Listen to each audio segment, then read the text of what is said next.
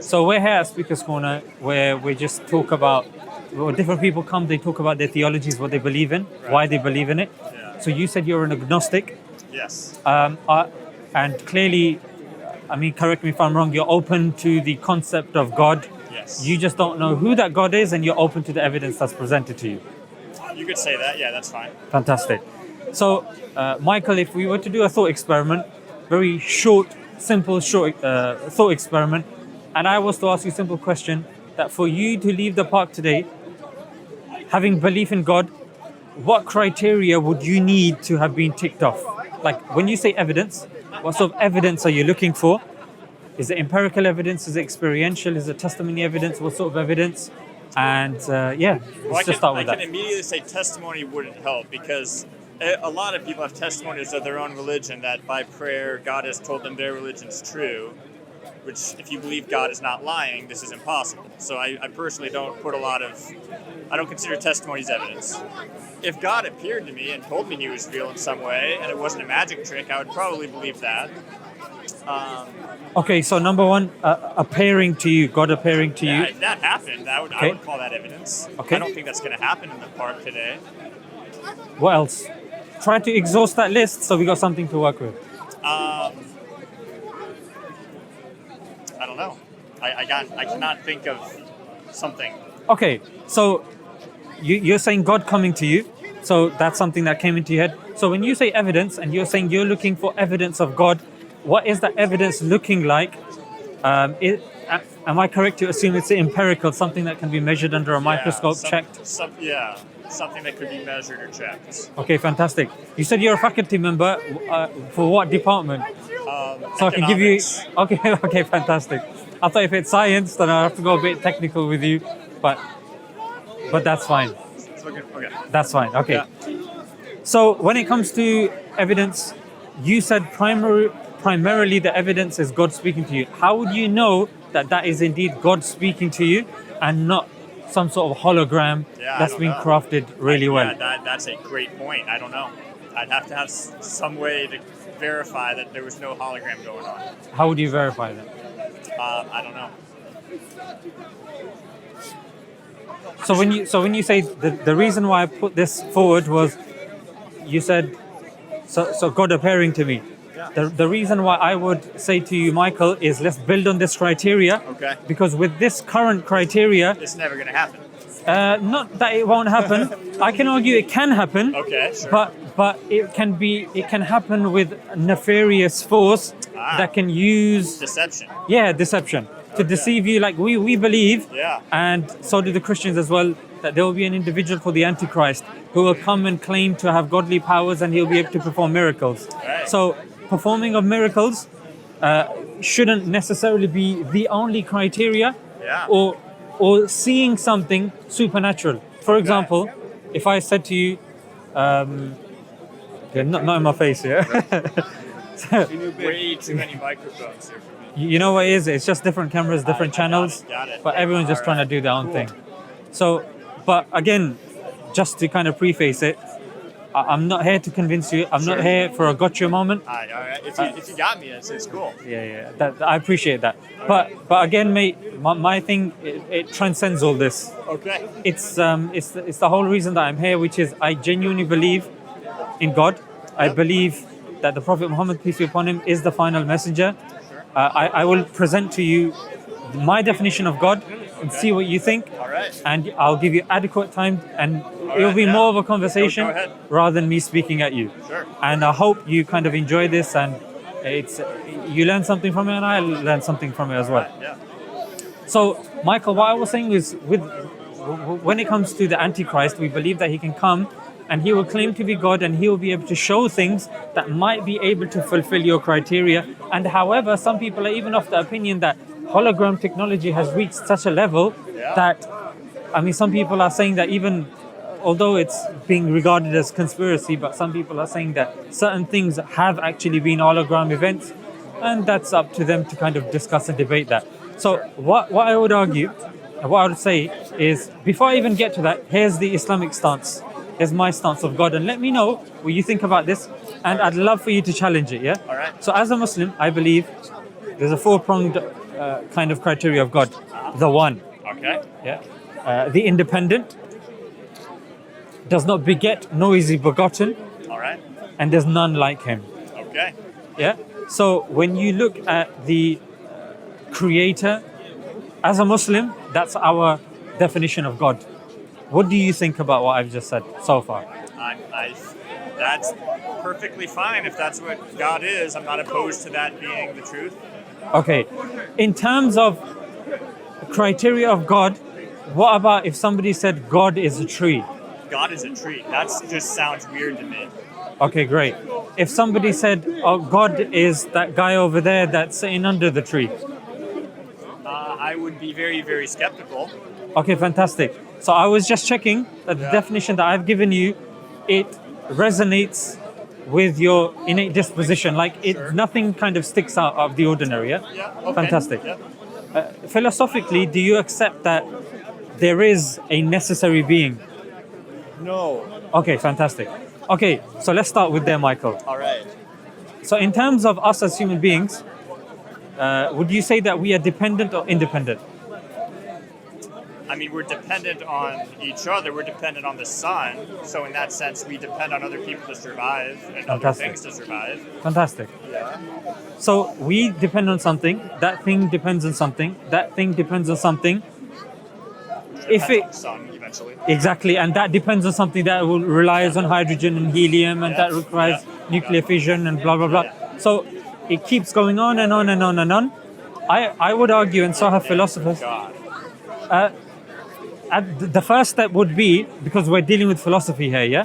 So philosophically, if we look at dependencies and we keep going on, philosophically there has to be an end to that chain of dependencies, which philosophically is called a necessary being.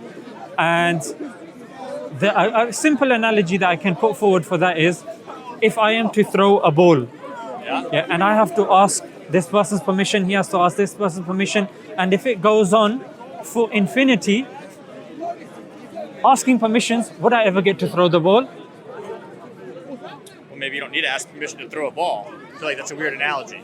Yeah, but if I required permission, let's just say I came up with a better analogy, but this was a simple analogy. A child that requires permission to, I don't know, eat the cookies or any analogy. Do you see? I understand your point. So, like an atheist might respond and say, well, there but are just before that, just so I can finish it.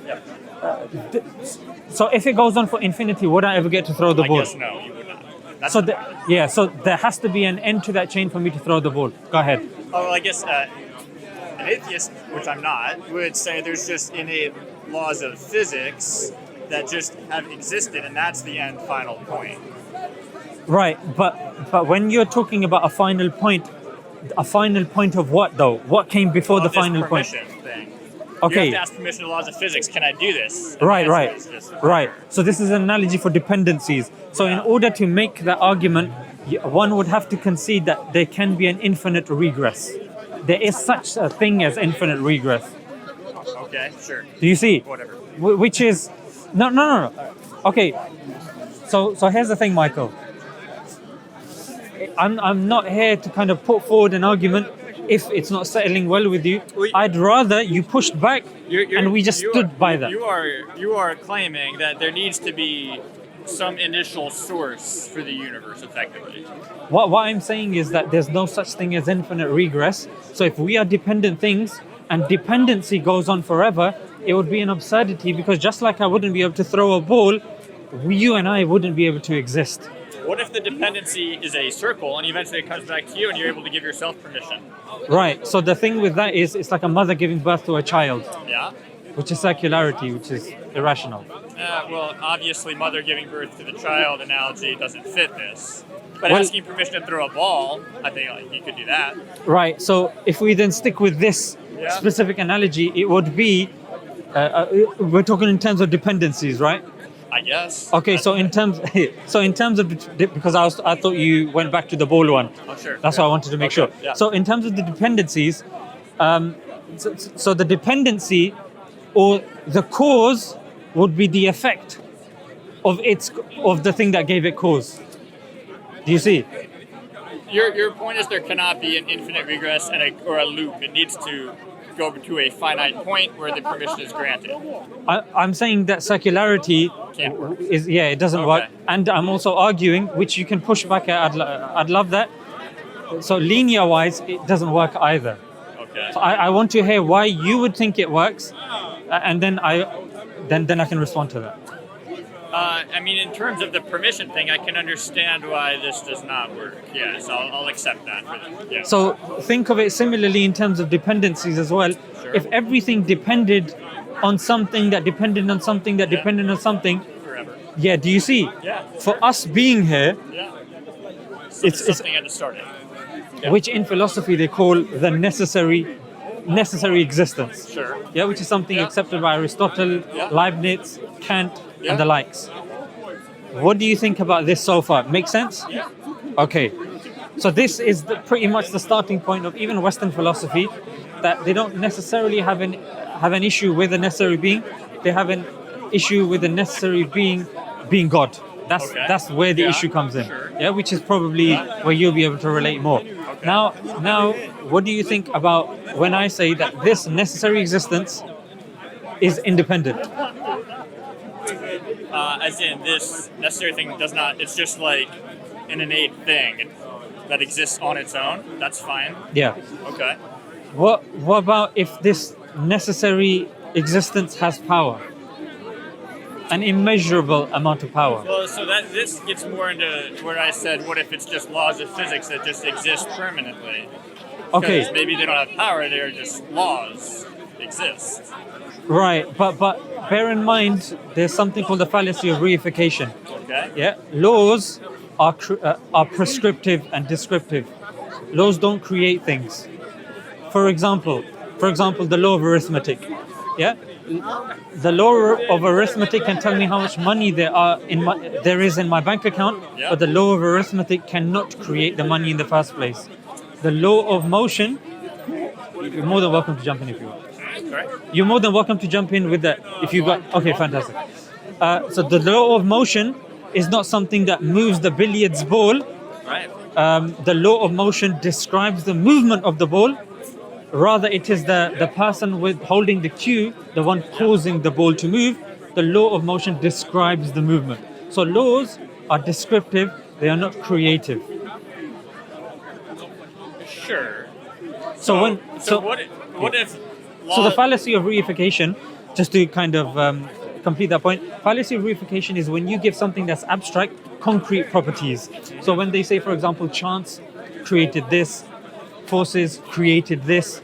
So attributing creative power to forces is what I was just emphasizing there. Go ahead. Okay, so will laws of physics like gravity, relativity have influenced a lot of the motion, and like we talked about the sun, and I feel like, correct me if I'm wrong, what you're saying is there must be something else that set it all in motion to begin with.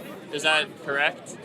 Yeah, forces require something to direct them, because forces are unconscious, they are blind, they are abstract. Yeah. So to say that a force has created something like a fully Like the Big Bang or something. yeah, like the Big Bang or even planet Earth.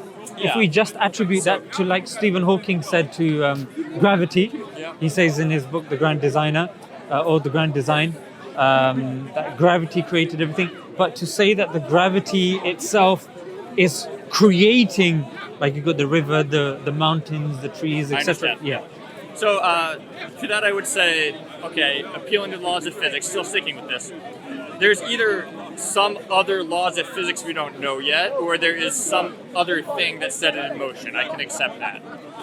But then I would come back to the philosophical argument. Yeah. Is that thing itself, because philosophically, dependency and independency, if you want to look technically, because it's recorded when you get a chance, when you go back home and you're like, what did this bearded guy tell me? Is he just waffling? right. So what I want to say is stuff that you can maybe refer back to as well. Sure. So although I used simplistic words like dependent and independent, Yeah. that's known as the contingency argument, and the technical terms are contingent and necessary. That's why I said that the end of that chain is a necessary existence, or the necessary being. Yeah. So the definition of something that's contingent is something that is made of parts. Because think about it, Michael. If something's made out of parts and you take that part out, then that thing is dependent upon the part, isn't it? It breaks down. It breaks down, yeah. So it's not independent. So contingent. I'm using contingent and dependent interchangeably, yeah. Understand? Okay. So it's made of parts. It can cease to exist, and it can't be any other way. Something that's necessary is it's not consistent of parts, can't be any other way, and it can't cease to exist. So coming back to your energy thing, if we come back to the energy thing, is energy composed of parts? Of course, energy is composed of parts. Can energy be any other way? Can be any other way. Can energy cease to exist? It can cease to exist. So it doesn't fulfill the criteria of, because think about it, I mean the law of thermodynamics or the whatnot. second law of thermodynamics, that the net change in entropy is always positive. Is that what you're referring to? Not necessarily in the sense that when people talk about energy, energy being removed in one aspect but then coming in another form. It's converted, but that again is within the paradigm of the world as we know it since the Big Bang, the time and space, etc., etc. Sure. So, with pertaining to that, if we look at the definition of necessity, not being composed of parts, can't be any other way, and cannot cease to exist, it cannot be energy. And when we're looking at independent, energy isn't necessarily independent, it's reliant upon something else as well, isn't it? Yes. So coming back to the power thing, power by definition, you get from that which you come from. Yeah? So if something creates something, that thing relies on it for power.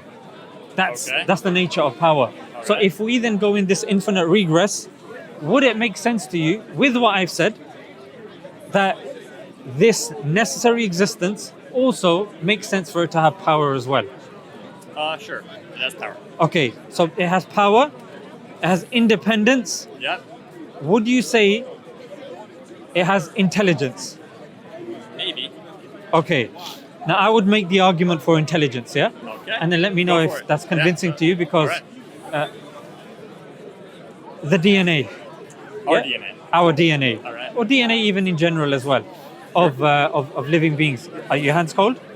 I have poor blood circulation. I'm fine. Okay, you're more than welcome to. No, I'll listen to your talk. Okay, Yeah. but if you need gloves, just ask me. I have You can use. Okay, because I want you to be comfortable. Thank you. Um, I'm listening. That's fine. So the last thing, intelligence. So DNA has a great deal of information. Yeah. Now the argument would be, where has this information come from? An analogy that I would like to use for this would be a dictionary. Yeah, a dictionary has a great deal of information. Can you give me an example of something that has a great deal of information that has come from something non-intelligent? Great deal of information from something non-intelligent. Which is what we're claiming of our DNA. That's the link. Well, I can think of smart aleck answers of some dumb people saying things, but no. I'm speaking to Michael though. No. Okay, so bearing that in mind, Michael, I would argue that considering the amount of information that's present in our DNA, and this is biology from like A-level, adenine, thymine, guanine, and ATGC, the DNA sequences and all that sort of stuff, and then how that's used to make genes, makes chromosomes. So this is something that I was looking into as well, because I thought if I come across somebody like Michael and I have to tell them that, look, I have to prove to them that this necessary existence has intelligence, what would I say to Michael? And one of the things that was an example, but one of the things I would say is objective and mathematical. You're economist, yeah? A little bit. Okay, so a bit of maths. So mathematically and objectively, there are things of design in creation. And I would argue, and hopefully you would agree as well, that when a person sees design, that points towards an intelligence. Typically, yeah. So when you look at, say, the Fibonacci sequence, the golden ratio, the golden Yeah. spiral, Yeah. even symmetry in nature, like the butterflies, and even when you take like the golden spiral and the golden ratio, we see this in sunflower seeds. We use this. We see them in like leaves on Yeah. stems as well. So the complexity and the design in nature is something that I would argue can be objectively and mathematically measured. Sure. Make sense? Yeah. So if there is design, it makes sense that it comes from an intelligent source, hence the necessary being. It makes sense for us to claim that he's intelligent or it's intelligent. Whatever this initiating source Yeah. is has intelligence. Yeah, yeah. Okay. Okay. Sure. And would you agree and would you accept now that it also has wisdom? I need you to define wisdom. Okay. So wisdom is applying the correct information in the correct capacity and at the right time. For example, I'll give you an example. I teach my son that look, disabled people are in wheelchairs, and we should be kind to them, etc., etc. And my son, he sees a person in a wheelchair, and then he goes, "Hey, you're disabled." I'm like, God damn it. Insensitive. Yeah. Yeah, it's not wise. It's not a wise statement to make.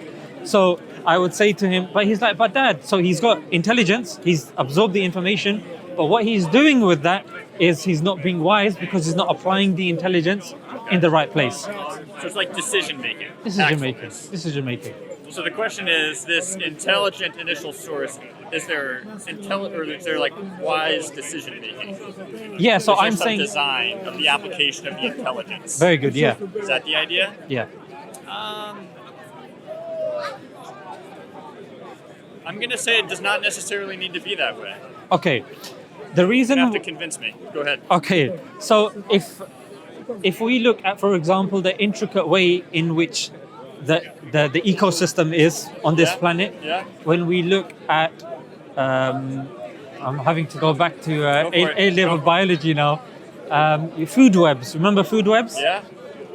That this organism depends on this, Yeah. that depends on this, that depends on this. So that shows that these organisms being dependent, and then when you take one organism out Yeah. of the ecosystem, then the other one grows and then it becomes chaos. So in other words, things have been put in their right places. For example, our hair would grow, our eyebrows would not grow, otherwise we'd have to go to the barbers, Annoying.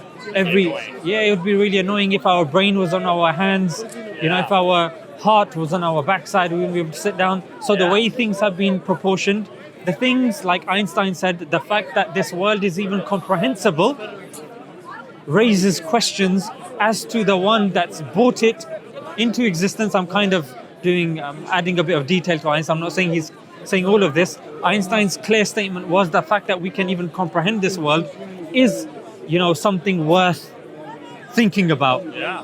You're going to say something? I'll hold it. Okay, so the reason why I would say he's wise is because creating everything with intricacy, with precision, with order, that requires wisdom. Yeah? But was everything made with precision and wisdom? I Or just would- a lot of things? Yeah, I would argue so. And the reason being, because the argument that some people would claim was, oh, this thing, like, I'll give you an example Yeah, a lot of things don't work out on Earth. that we know of. I'll give you an example. Like when I was doing biology A-level, we came across a term called junk DNA. Junk DNA. Junk DNA, yeah. Yeah. So it was DNA that, Did nothing. well, we said it didn't do anything, but now the more we know about genetics, we've discovered that actually switches on and off genes, and they've now retracted that term as well of junk DNA. The Yeah. appendix, Yeah. that was seen as something Does stupid. actually do something. Exactly. Yeah. So it's argument from ignorance, and because we're limited beings, what we do is we base anything that we come across in science based on induction. So induction is based on our limited observation, Yeah. which is constantly subject to change. So we can't necessarily say that, because we don't know what X thing does, therefore it doesn't, therefore It's there's no, useless. Yeah. there's no wisdom behind it. Okay, so So I would say, in order to be intelligent, wisdom follows, because just being intelligent without wisdom is pretty pointless. Right, but it's not impossible. Can you give me? It's not impossible. Like, But suppose there's some all-knowing, all-powerful God who just does random stuff. How do we know he didn't just say, oh, like, let's make Earth and let's design the human body in this wonderful way without the heart on the hands or whatever you said, and design this all wonderfully, and then I'm just going to go do random stuff elsewhere just because I can. Like, there's a big universe out there with ostensibly nothing. So I'm going to answer what an Oxford professor answered once. So when this question was somewhat posed to him, he said 3 points. He said the fact that there is uniformity. There were 3 things he said: uniformity, regularity, and stability. Yeah. Yeah. And the example that he used was the mere fact that I can hold my glove out, Yeah. and my glove is not floating away. It's not randomly combusting. It's not just being sucked into the Earth's gravity. Indicates that there is a level of consistency. There is a level of uniformity, regularity, and stability in nature for us to even do science. So for us to say, so I guess that would be a response to your thing, that if things were random, then we wouldn't even be able to do science. I did not say everything was I know.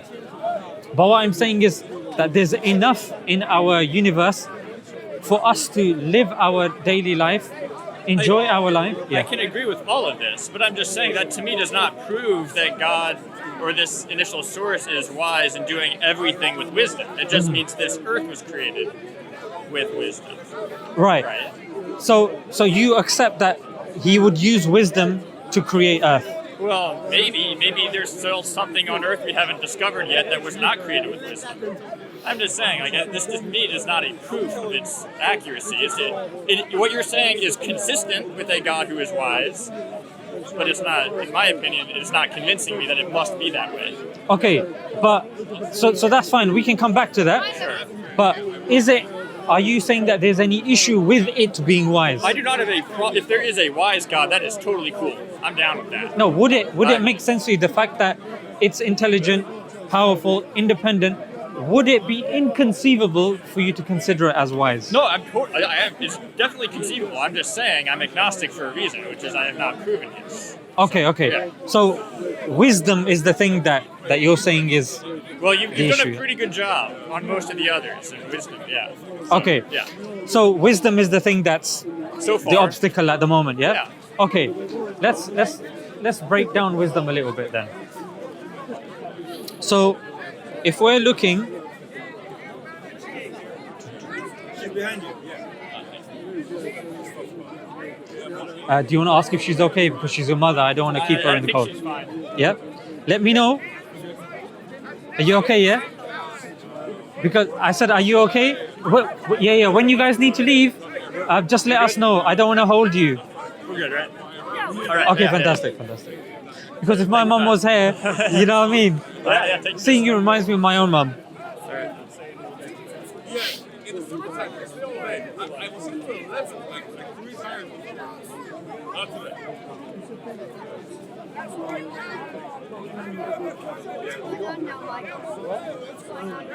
We're talking about wisdom. So we believe we've talked about there being humans dependent on each other, that if there is some God, that God is independent, is intelligent. Did I miss one? Yeah, so independent, powerful. Powerful. Did we talk about powerful? Power. Oh, we did talk about. Did we say all powerful or just powerful? Just power. Just power. Immeasurable. He has immeasurable some power, yeah. Independent, power, intelligent, and we're on wisdom now. So wisdom would be putting things Yeah. in their right place. Sure. Yeah. So I think when we look at the way design is, just look at the human body. Yeah, we got the human body. Yeah. Inside it are organs. Yeah. Inside the organs we have tissues. Inside the tissues we have cells. Okay. Inside the cells we have organelles. Yeah. Inside the organelles we have chromosomes. No, I can agree. It's incredibly detailed and. So that's why I'm saying putting things in their right place. I guess I'd already covered this before, but I just wanted to double check. The mere presence of food webs and how they are intricately related, even as organism, even something as small as an atom. When you look at the way the nucleus is, the protons and the neutrons and the electrons, then you got the leptons and the bosons. And when you look at the way all of these things have been put in the right place for life to exist, for life to be present, that indicates wisdom. Because wisdom is putting things in the right place. If things were not in their right place, then that argument could have been made that, you know what, things aren't in their right place, things are all over the place, things are chaotic. You know, one minute the queen pops up there, the next, yeah. So I'm going to repeat my understanding of the question to make sure I understand, then I'll respond to it. Yeah. Right. So the comment was that the human body is created with such detail and so articulately that this is consistent with a story where God is wise. Is that the comment you're making? Not necessarily. Okay. What I'm saying is that if wisdom is defined as putting things in their right place, Yes. and a case study of that is a human being, Yeah. and the human being, by looking at our physiology, even if you take other things around us, when you look at the physiology of those things, it indicates that things have been put in their right place for them to produce functionality and a purpose that indicates wisdom. Okay, so I can agree that this is consistent with a story of wisdom, but I'm going to ask you if there's another possible explanation, which is, suppose this powerful, intelligent God is still subject to laws of physics and cannot break these laws of physics, and thus created Earth using some limited ability, and those laws of physics naturally resulted in the evolution of humankind to how we are today. Is it possible that this is consistent with what we're observing, but not necessarily a result of wisdom of God? The only issue with that would be that what we know of the Big Bang is the beginning of time and space, and we believe the necessary being has to be outside of time and space, because time and space are those things that limit it.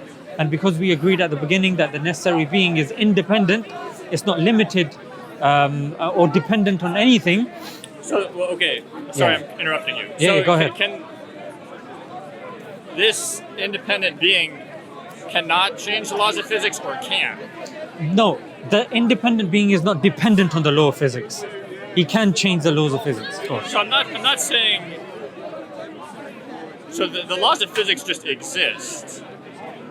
And so what if this independent being just created some basic form of life on Earth, and those laws of physics resulted in evolution and the current humankind we observe today?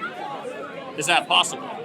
So you're saying, has this necessary being put certain things in place Yeah, that we are seeing today? right. Yeah, that's one of the things that we do believe. We don't believe that the necessary being would have to physically be tinkering with every little thing. Right. It's some things can be created, but there is a sense of maintenance as well. Okay. Yeah, maintenance. Otherwise, it would fall in that deistic belief Right. in God, which is this necessary existence created everything, and like a wind-up toy, everything is just kind of just doing its thing. Plays out.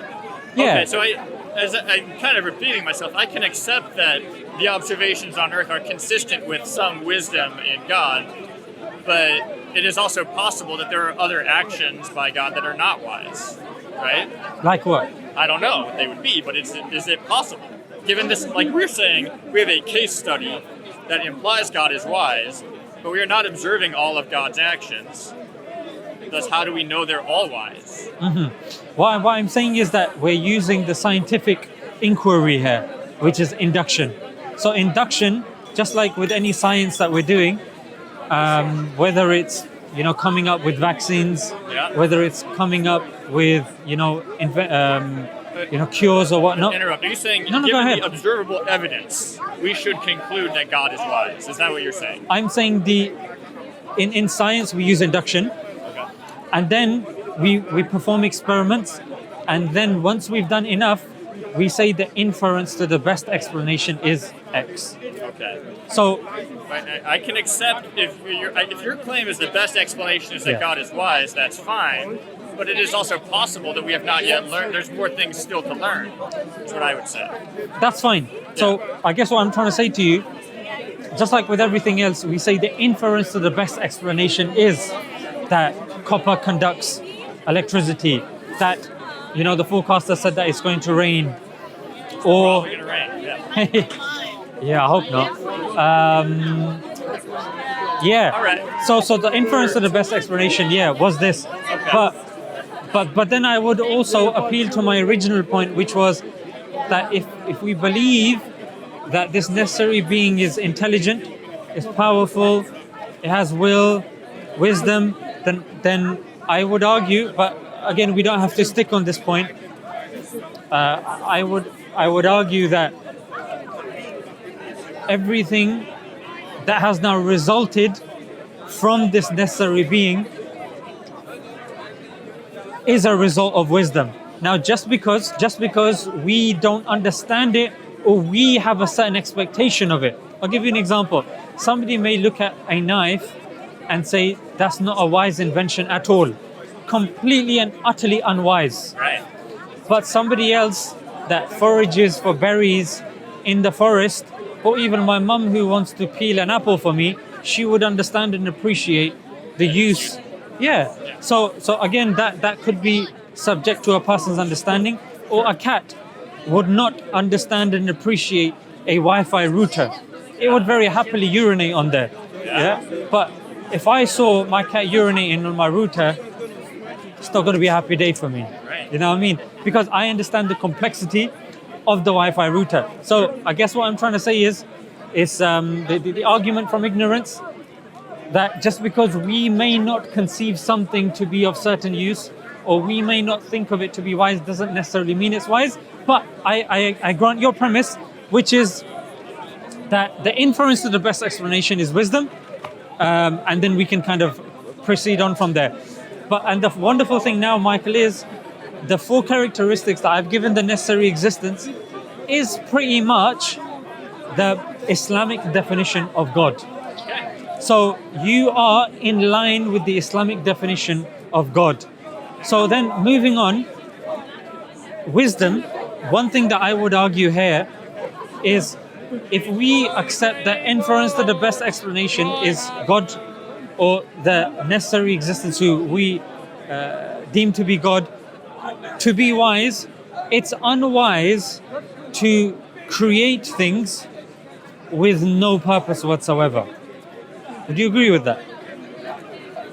If not, feel free to give me an example. Well, we need to define what purpose is. Purpose, Because, I mean, I can say, I can create something that you think has no purpose, but for me it's entertaining. but that's a purpose. Right. So function, I guess. So GTA 6, I guess. Yeah, that was social media. A lot of people have issues with that, but a lot of people are saying, you know what, that's going to be fun. Yeah. So it fulfills the purpose for which it was created, which is to entertain people. Can you use the money from GTA in shops? Of course not. Can you use it to, get married to somebody? I haven't come across a situation in which that's possible. So there is a purpose. So to simplify, purpose, let's just link it to functionality. So there necessarily needs to be a function of like our life on Earth? What are you talking about? Yeah, so what I'm saying is, my point to you was, you can't be wise and create something with no purpose. I'm actually going to disagree with you on that one. Yeah, fantastic.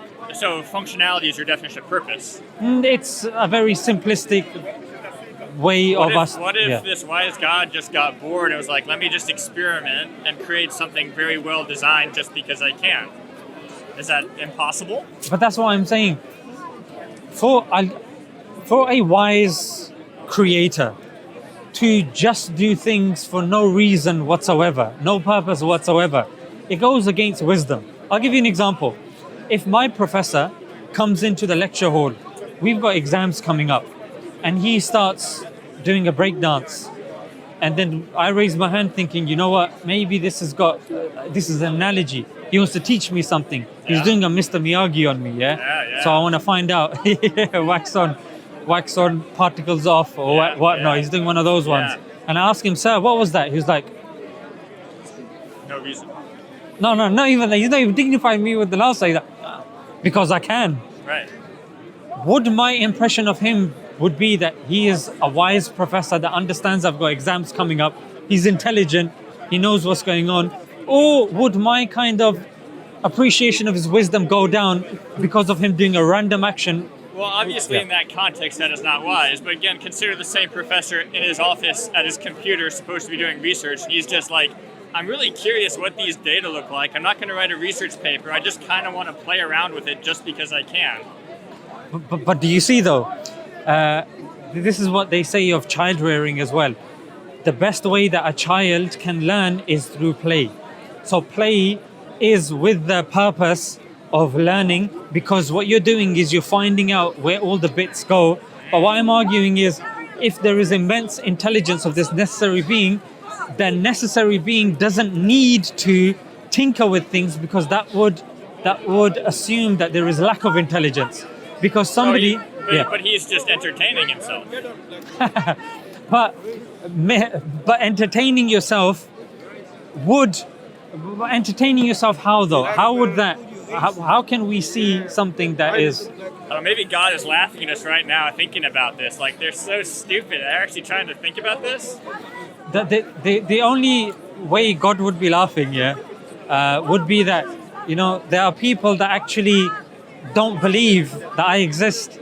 They actually believe that they came from nothing, that there was no order. This is Maybe people believe and just got it completely wrong, and he thinks that's funny too. the thing with that is that would mean that the creator is manipulative. Or Yeah. just has a good sense of humor.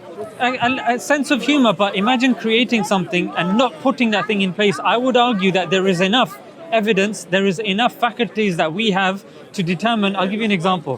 One of those faculties, or one of those knowledge that all of us have, is called the innate disposition to believe in God. Yeah, Justin Barrett. The University of Oxford. He conducted a sociological experiment over many years, many Right. countries, and he concluded that we are innately dispositioned to believe in a God. Historically, most cultures have always believed in a God, or Even, multiple. Yeah.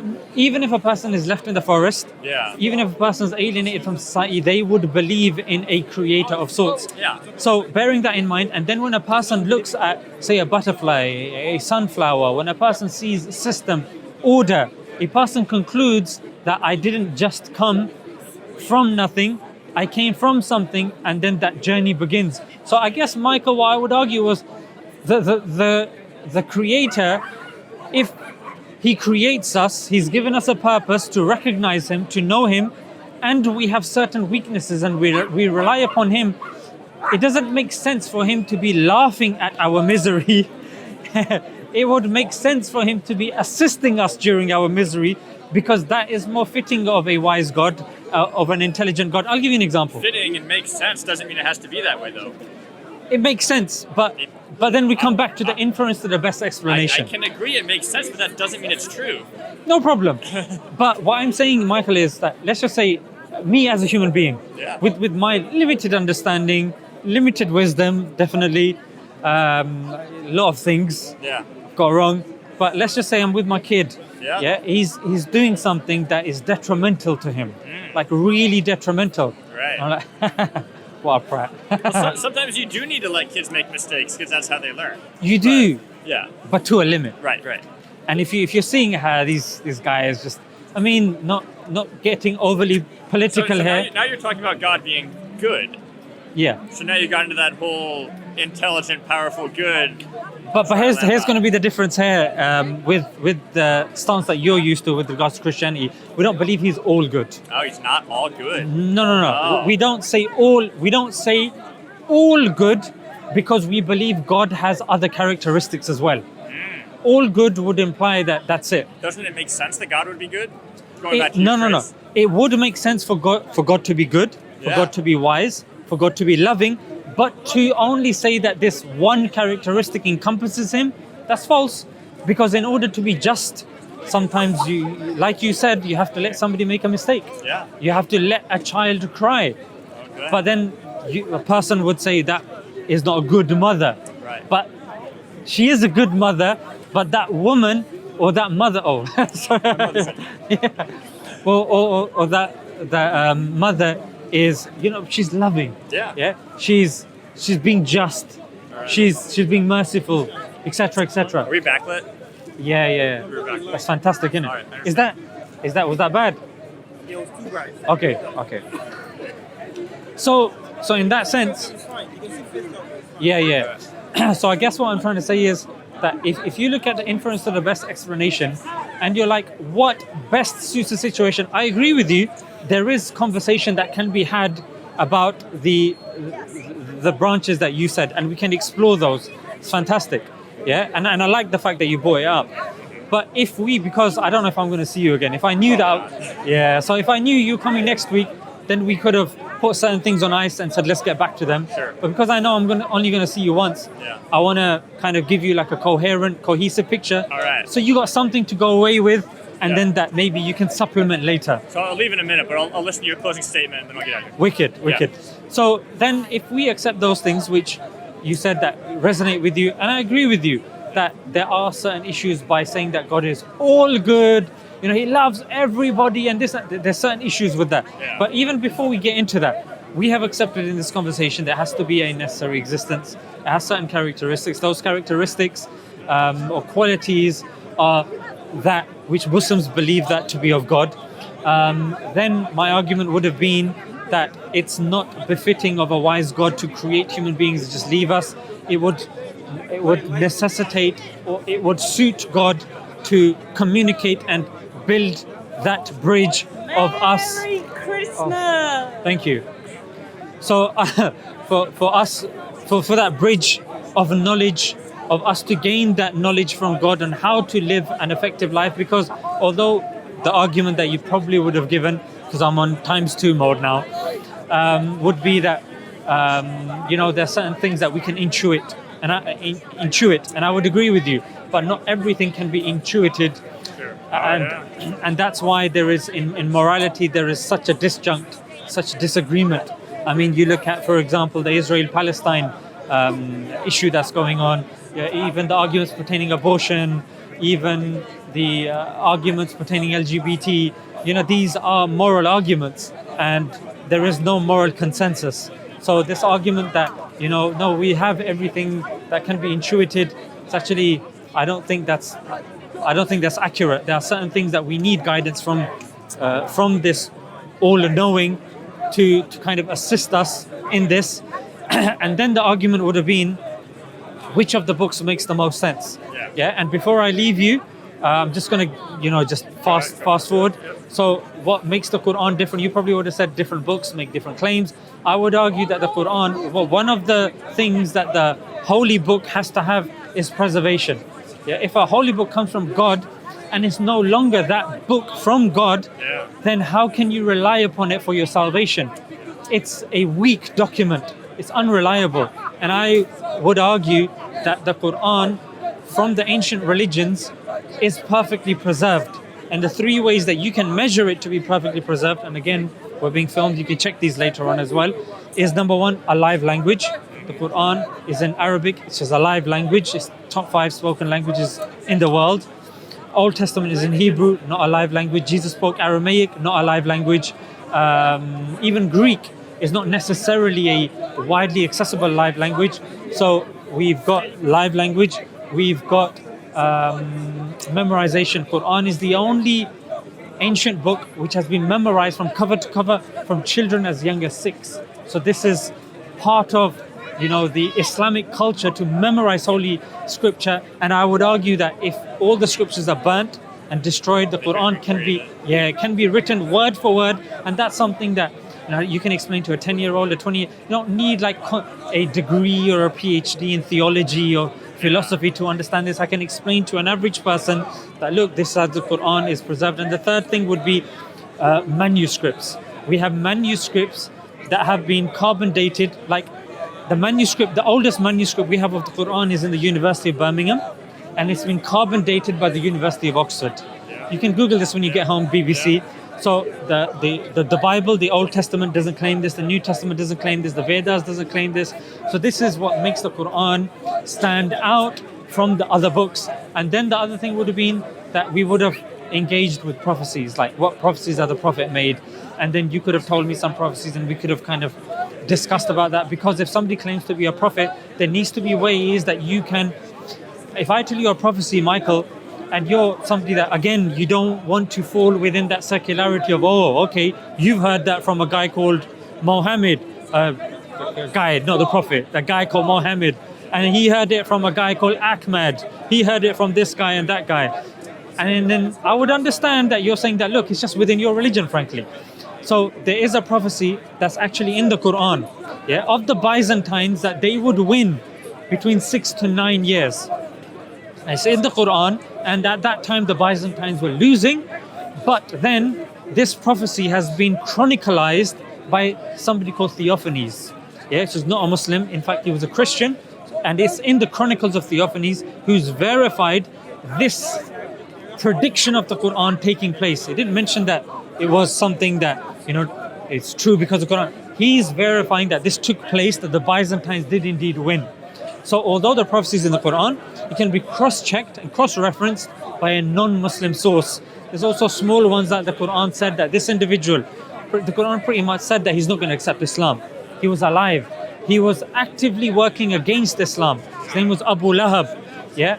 All he had to do was say, okay, so the Quran says, I'm not going to accept Islam. He accepts it, then it becomes false. Yeah, I get Do you it. see? Yeah. But he didn't. Yeah. He didn't.